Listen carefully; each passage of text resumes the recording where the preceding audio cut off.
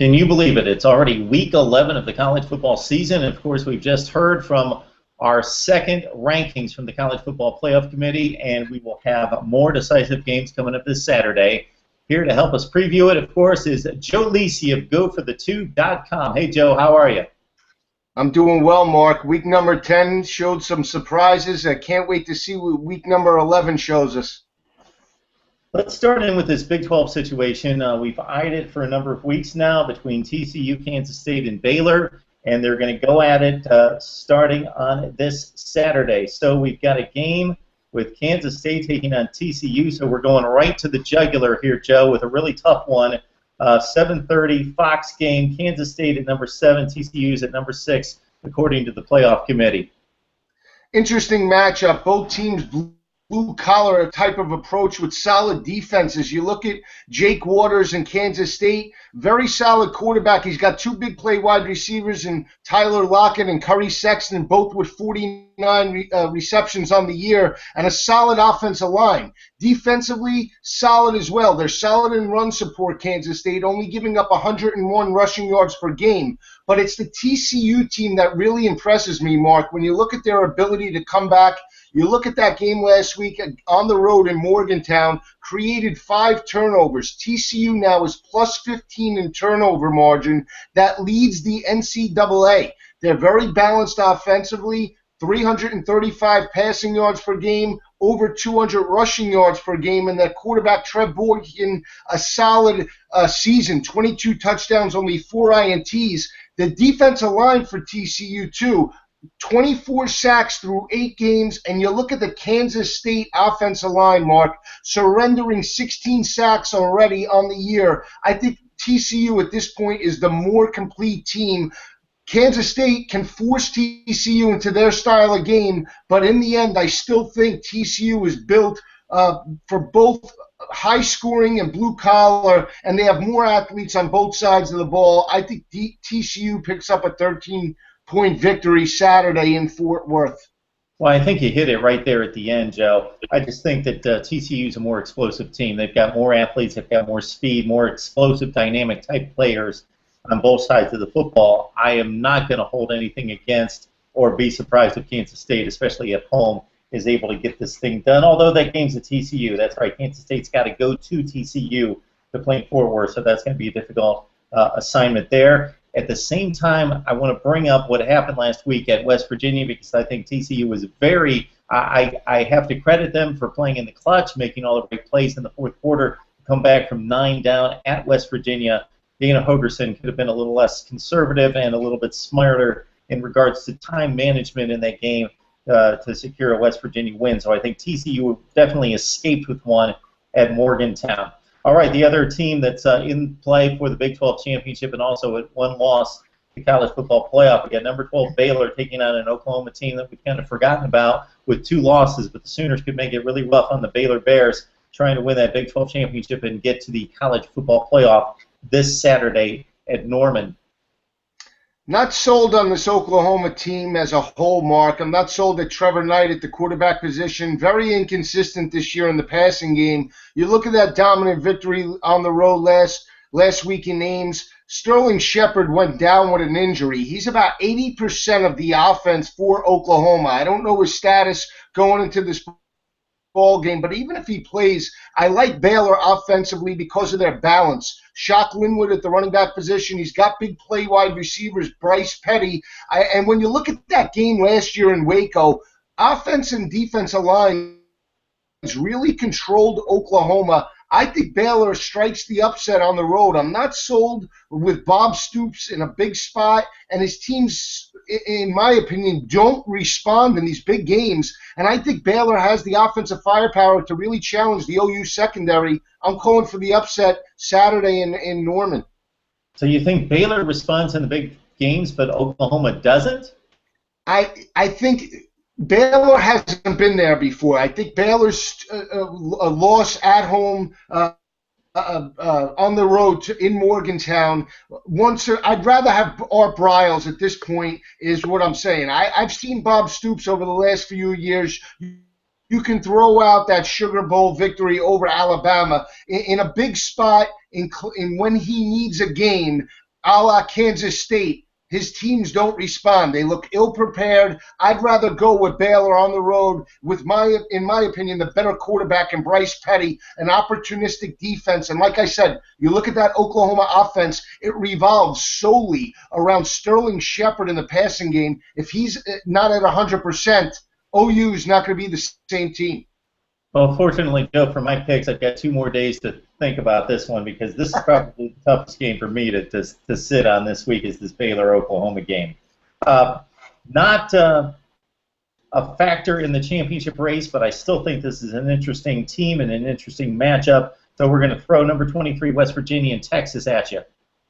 Well, I love the Longhorns in this matchup. First of all, it's homecoming for Texas. Texas is 4-5, very solid in the secondary, Mark, only giving up 177 passing yards per game. Very strong defensive front, 27 sacks through 9 games. Let's look at West Virginia. They've been living dangerously. Minus 12 in turnover margin, but they're not minus 12 in turnover margin all at home.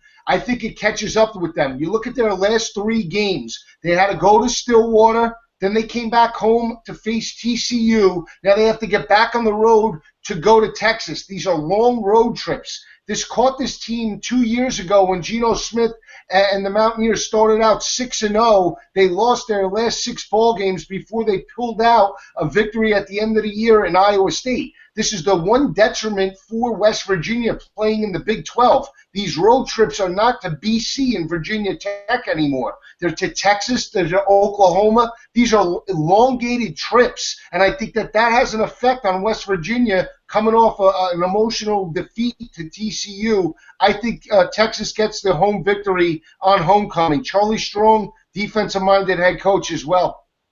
Yeah, we're at week 11. Everybody's suffering injuries, but West Virginia's been hit pretty hard. They've been banged up a bit and really played TCU down to the wire last week. I can't remember a season, Joe, when the Big Ten was this much under the radar. I think it goes back to week 2 with Ohio State, Michigan, and Michigan State all losing marquee games, and the entire conference has been under the radar ever since. Now, there's a chance for, of course, with Michigan State, Ohio State, that's the glamour game on Saturday night, but we also have to look at the West. Nebraska with 1 loss, Wisconsin only 1 loss in the conference. So you've got Wisconsin, Nebraska with no losses, Wisconsin, Minnesota, and Iowa all with 1 loss in the Big Ten. They're all playing each other the last 4 weeks of the season, so it should be a whole lot of fun. So just to get us warmed up, I'm going to throw out Wisconsin, who's jumped back into the top 25, going on the road against a better Purdue team than what we saw last season. They are, and you have to credit Darrell Hazel for really having the team to buy into a system. I think Akeem Hunt is definitely a breakaway back that possesses the same type of speed that Dree Archer had at Kent State. Same type of offense that Darrell Hazel built around Dree Archer is what he's building in Purdue. But Wisconsin, you look at that dominant role performance in Piscataway against Rutgers, solid defensive front by the Scarlet Knights, and they were able to move the football at will. I don't think Purdue has the defensive front to match up with Wisconsin's offensive line. You look at Melvin Gordon, a little bit nicked up at the end of that ball game, but they got the passing attack with Joel Stalvey involved. I like the way the offensive line is playing in Wisconsin. I think they get a dominant victory over Purdue on Saturday. And then it's going to be a whole lot of fun next week. We get to talk about Nebraska and Wisconsin, and barring an upset here, that one's going to be for the division lead for the team to possibly take it all the way to the Big Ten championship game. All right, let's talk about the big one in East Lansing with Ohio State and Michigan State. This has been the one talked about all off-season in the Big Ten. Now, a lot of people expected the teams to be undefeated, but after early season out-of-conference losses, they've rebounded. Michigan State has gone to its cornerstone on defense, along with Connor Cook throwing the football, Jeremy Langford out of the backfield. For Ohio State, it's mostly been offense, putting up big numbers on most accounts against the likes of Maryland, Rutgers, and this last week a couple of double nickels against Illinois. So Ohio State goes to Michigan State. Interesting matchup. If you thought Oklahoma-Baylor was the toughest game to really pick and predict, Mark, this is a game that's very difficult as well. Everybody talks about Ohio State's strength of schedule. They're 29-31 are the total wins and losses for their opponents that they played this year. When you look at Michigan State, Who have they beaten outside of Nebraska? They beat up on Purdue. They beat up on Indiana. They lost their only tough ball game to Oregon. So very evenly matched when you look at that in terms of statistics about quality of competition. But let's talk about Michigan State at home. Very, very solid in terms of rushing defense, only giving up 95 rushing yards per game, but at home, Mark, it's 49 yards per game. They're plus 12 in turnover margin, but at home, they're plus 13 in turnover margin, play much better at home than they do on the road. You look at their offensive line, they're only giving up through 8 games, 5 sacks all year. Ohio State and Joey Bosa, who has 10 sacks on the year, are going to have to create pressure and get pressure on Connor Cook. I'm not so sure they can do it. And when you look at this Michigan State offense, number 1 in the NCAA in terms of time of possession, averaging 36 minutes per game. I think it's way too much Connor Cook, Jeremy Langford. They're very balanced, 260 passing yards per game, about 240 rushing yards per game. I like Michigan State at home. You look at J.T. Barrett, he's still a freshman, and I think that's the difference in East Lansing on Saturday. Close ball game, but in the end, Michigan State gets a 10-point victory. Joe, it's a contrast as well in how programs can be constructed. Ohio State's got the name brand. Michigan State, until Mark D'Antonio came to town, a mid-level 7-5 kind of program that typically churned out 6, 7, 8 wins a season, barely saw the top 25. Ohio State, a brand name, a top 5 program in the country. They get all the big recruits. If you go down the recruiting rankings, these two rosters aren't even close, but we know that Michigan State plays better as a team, has for the last year and a half. We'll see if Ohio State, the defensive improvement against the likes of Rutgers and Maryland, those type of teams, they had a really good, despite the 31-24 score, played great against Christian Hackenberg and that Penn State beat-up offensive line. So we'll see the first big test for Ohio State against a quality opponent. I'm in the camp that Ohio State's a much different team than they showed against Virginia Tech. I think they would kill the Hokies today, but it doesn't matter. The loss is on their record. But we'll see how good they are when Michigan State held Amir Abdullah to basically nothing on the ground. That statement is huge. I don't know that Ohio State can run the football against this Michigan State team, and against really good fronts, they've not been able to protect J.T. Barrett. He's put up big yardage against the bad teams when he's faced a good defensive front. They've had issues a la Virginia Tech and against Penn State a couple weeks ago. So that should be interesting, and that will decide one participant, you would think, in the Big Ten championship game. All right, let's head out west. Again, the Pac-12. I would hate for this thing to come down to no teams from the Pac-12 representing that conference in the college football playoff, because the conference is so deep and so strong. So let's start out with UCLA, still having a chance to represent the South in the Pac-12 championship game, going all the way up to Seattle to take on the Washington Huskies. That was an interesting matchup last week at home against Arizona. I was very shocked with the defense for UCLA, their physicality. We have not seen that all year out of this defense. They were a different team taking on Solomon in Arizona last week. They really beat them up.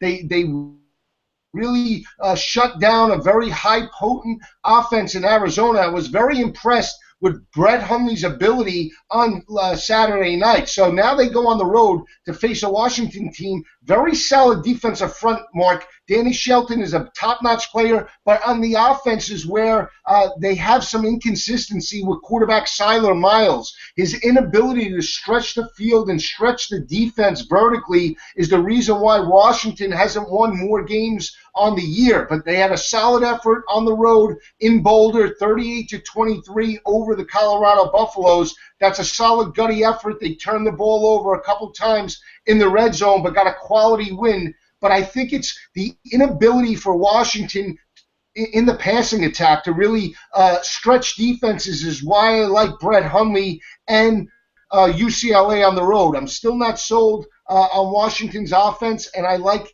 UCLA from what they showed me from a defensive perspective last weekend against a high-potent Arizona attack. I think Brett Hundley and the crew pick up a dominating victory. Yeah, UCLA is a tough crew to figure out, as you mentioned, against Cal, against Colorado, two marginal football teams. They barely eke out victories. The defenses get shredded in that game. They They gave up like 34 to Cal. They gave up 37 in overtime to Colorado. Almost blew one to the Buffs, which might have been the upset of the year. Had that one turned the other way. And then they completely, I locked in on this game, Arizona-UCLA. Really wanted to see what would happen in this one with Arizona still having a shot at the playoff at that point. And UCLA's defense after the first drive of the game was dominant in that game. Now they go to Washington. We'll see what happens there. Talking about another really good defensive output out of the Pac-12, and that's saying something because there isn't a whole lot of defense played in that conference, but one team that locks in almost every week's Utah. And if they had any kind of issues on offense, and they did last week against Arizona State, that's been their undoing this season. Otherwise, this is one of the better football teams in America. Going to be interested to see what happens when Oregon invades Utah and see if the Utes can slow down that Oregon attack. Well, I'll tell you this. I just had this conversation with somebody about how Utah is built more like Stanford than Stanford has been this year. You look at the MO about the Stanford Cardinal. That is the recipe to beat the Oregon Ducks. Very physical defensive line, and you need to be able to rush the football to take away time of possession from Oregon. Let's look at Utah. Averaging, well, there are 39 sacks in the nation. That leads the country. You talk about Nate Orchard. He has 12 sacks on the year. Very physical time in Utah that Oregon has faced all year outside of Michigan State. They're playing very, very well right now. They're averaging 198 rushing yards per game, and they have a big play running back in Devontae Booker. The problem with Utah is they can't stretch defenses vertically. They're only averaging 175 passing yards per game, but Travis Wilson has 9 touchdowns, no turnovers. I think if Utah, they're at home, if they can play action on first and second down early to open up the running game, I think they have a chance to upset Oregon. I really think that Oregon's going to be in a tough matchup in Salt Lake City. I'm calling for the upset now. Utah upsets Oregon. I like the offensive defensive lines. I really like the way Utah is playing. Physical team on both sides of the ball. I would love to see it. Just nothing against Oregon. I just want to see this college football playoff scenario be thrown in complete chaos. So that would be one that would do it. Unfortunately for Utah, one of their other challenges in stretching the field is losing their best wide receiver, Trace Anderson, a couple weeks ago. So that's a difficult shot to that team. But against Arizona State, again, on the road, they played extremely well, took that game to overtime. But having Oregon at home, where it's very difficult to play, at Utah at night, that would not shock me at all. Don't know if I'm going to go against the Ducks in that one and be as brave as you, Joe, but that definitely could be upset alert for the Oregon Ducks. All right, let's stay in the Pac-12, and this game, I got to see this one. Notre Dame, Arizona State, this is enormous. This is an elimination game for the playoffs. This is a tough matchup. Notre Dame is 3-0 all-time over Arizona State. They match up very well offensively against the Arizona State secondary. You look at Everett Golson, dual threat quarterback. Now, I know they struggled last week against Navy. Did not look very good defensively. They're going to be without their leading tackler, Joe Schmidt, who's a major cog in that defense, leads the team in tackles. But I think they could overcome him, and if they utilize blitz packages on Saturday to get to Taylor Kelly. Taylor Kelly has not looked good since he came back from his injury, struggled against Washington, struggled last week against Utah at home, but they were able to pull out those victories. When you look at the offense for Notre Dame, big play wide receivers, Robinson and Fuller are the difference, in my opinion. Their ability to stretch the field, they match up very well with the Arizona State secondary. I think they can create some problems, and more importantly, it's the Arizona State defense, Mark, still giving up about 180 rushing yards per game. I like Notre Dame's offensive line matching up against a defensive front against Arizona State. I don't think it's easy, but in the end, I think Notre Dame picks up a 4-point victory, 31-27. And people still have to keep in mind, when we're rating wins and losses, that Notre Dame game at Florida State, losing to one of the two undefeated teams, the defending national champs, on the road, and in the manner in which they lost it on a pick play offensive interference call Notre Dame's got to get a nod here. If they go on the road and beat Arizona State in the desert, that really has to count for some big-time points as they continue on with a couple matchups. Really, USC is going to be the one big one for Notre Dame on down the road. All right, Joe, before we finish up with the SEC, Virginia was playing a brand ball that I thought maybe a month ago, the way they were playing, that they could possibly maybe give Florida State some issues on the road, but Virginia's kind of come apart at the wheels, and they go to Tallahassee to take on the Noles. I think this game's going to be a little bit closer than people think. This is Virginia's season right here. They need to pull out all the stops. They started out fast, have really, like you said, came apart over the last couple of games, but they have the defensive secondary to really man up against Florida State, and they have a very solid rushing defense led by their linebacker Coley. So I think if they force Florida State into becoming one-dimensional and force Florida State to methodically work down the field, they have an opportunity as long as they rush the football with Kevin Parks. You look at this Florida State defense, Mark, they're surrendering a ton of yards in terms of rushing defense. They're not the same team. They gave up a chunk of yardage last week on the road at Louisville. Virginia's offensive line is solid. And they have some big play wide receivers as well. It's going to be up to Lambert whether he can stretch the field against Florida State secondary. But I think Florida State wins, but it's very, very close, 10 to 13 points. You got to remember Florida State has Miami in a couple of weeks. I think they could be looking ahead as well. Based on what happened to the Georgia Bulldogs last week, not a lot of people are looking for this game and circling it on the calendar, but this is a very important game to the SEC Eastern Division race, and I'm going to give you some hope here, Joe. I know that this was your preseason pick, the Georgia Bulldogs. It can still happen. Follow me here. They win out, which includes a win against Auburn, number 3 Auburn. Then they go to the SEC Championship game because they got the tiebreaker against Mizzou, and they're one game back in the standings. But I got to think Mizzou's going to lose to either Tennessee, Arkansas, or Texas A&M. Most likely they lose one of those games. Georgia wins the tiebreaker. They get to the SEC Championship game, and if they defeat another really good team, i.e. probably Alabama, with those 2 wins under their belt at 11-2, that's the way Georgia can get to the national championship. I'm hoping, Mark, that scenario plays out. I was asked who I felt was the best team in the nation at this point in the season. I feel like it's the Auburn Tigers based off their performance in Oxford last week. Somebody had asked me, do you see Georgia knocking off Auburn?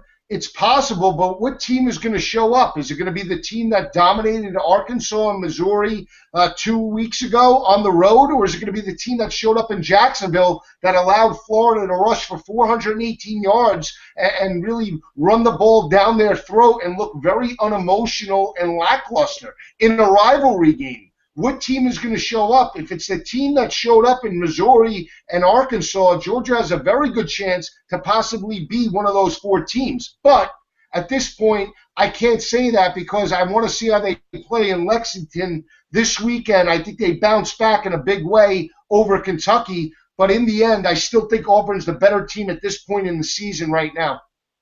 And so I'm just talking about that Georgia-Kentucky matchup. So, again, Georgia's a big favorite. You would expect the Bulldogs to win that game, right? I do think they bounce back in a big way. They have to in order to save their season right now, in order to really get going and have any possible chance to get to the SEC East championship game and win the SEC East title. They need to really focus on Kentucky. This is a very solid Kentucky team and a very good quarterback in Patrick Tolles. Lexington is not an easy place to play. You saw Mississippi State struggle. Kentucky can play with Georgia. It's just a matter of just Georgia refocus themselves and do they get back going. I hope they do, and I hope that they open up the offense with Hudson Mason, Chris Connolly, Michael Bennett, and Malcolm Mitchell. I was shocked to see Mike Bobo and Mark Richt wait until they were trailed 31-7 to really open up the offense. I think they have to utilize the passing game this weekend. Otherwise, they have no chance to make an SEC East run, in my opinion. All right, Joe, let's finish up with Alabama going to Death Valley to take on LSU. And there's something that's mystifying to me. When I listen to these analysts over and over on the national scene talk about that if you just go by the eye test, that Alabama is the best team in the country. I don't see it. They went to Arkansas. They were outplayed. Arkansas fumbled going into the end zone. Otherwise, they lose at Arkansas. They win at 14-13. They defeat a really good West Virginia team, but the game went down to the last 5 minutes.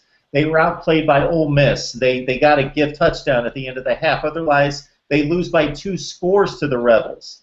And on and on and on. I don't see, other than that 59-0 pasting of Texas A&M, which we now see what the Aggies are. They beat Louisiana Monroe by 5 points last Saturday, and Ole Miss dominated Texas A&M similarly, and so did Mississippi State. I don't get where the eyeball test is.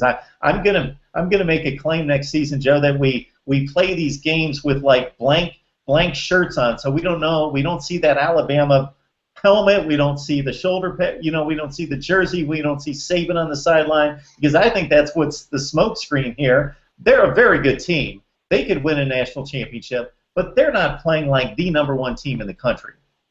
No, and I feel the same way that you do. I feel like with Alabama, AP, playoff committee, everyone in charge utilizes Alabama as a body of work from 2008 to 2014 instead of just looking at this team for what it is this season.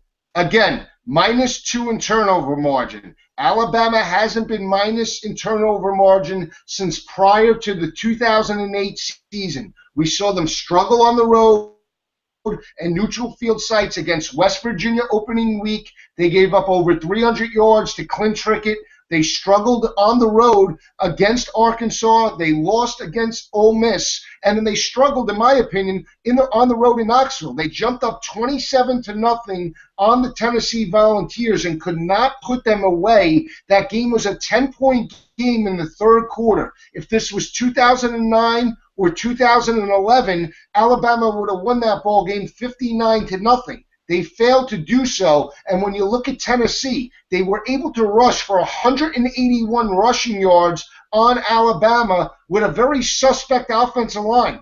Alabama's going to be playing a very physical LSU O-line that is going to look to run the ball down their throat. They rushed for 264 yards 2 weeks ago against a solid top 10 defense in the SEC in Ole Miss, a team that was only averaging 97 rushing yards per game defensively. They rushed for 264 yards on them, 4.8 yards per carry. I think that's the difference on Saturday. When you look at LSU, very physical offensive line, and they're only giving up, Mark, 156 passing yards per game. They can match up with Amari Cooper, and they can utilize some blitz packages with Quan Alexander and Barry Beckwith, their linebackers, like they did against Ole Miss, and get pressure on Blake Sims. I like John Chivas and Les Miles in this matchup.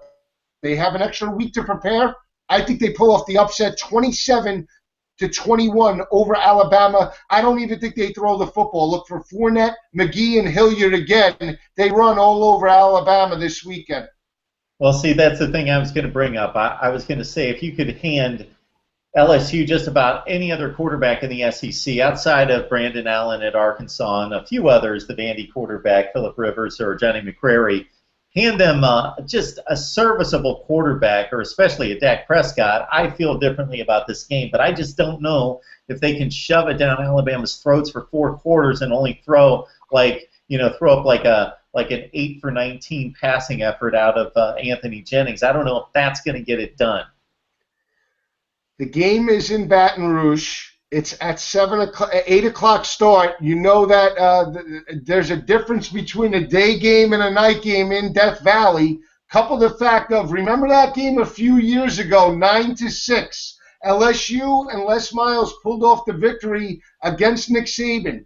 LSU and Les Miles match up very well, and Les Miles knows Nick Saban's tendencies. He has a solid record against Nick Saban, and he's an emotional head coach that has a very young team, but his team is buying into his system. I like the way they're playing right now. They're playing reckless. They fear nobody, and defensively, a solid effort against Bo Wallace 2 weeks ago. I'm rolling the dice. I like LSU on Saturday, 27-21. Not a doubt in my mind at this point.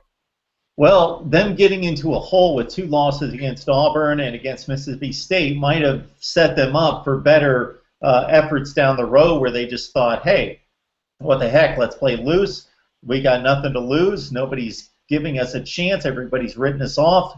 And they played loose against Ole Miss, and really that was a physical LSU team that showed up that night in Baton Rouge. All right, Joe, this should be great. This will be another great weekend. There's no doubt there's going to be some surprises, and there's going to be some teams that really show us that they don't belong with some of the big boys in college football, and I'm not going to even try to guess at this point who those teams are going to be. We shall see it play out here in the next 4 or 5 days. All right, Joe, appreciate the time, man. Always a pleasure, Mark. Can't wait for next week, and I can't wait for Saturday. Love the show, and I love talking college football with you.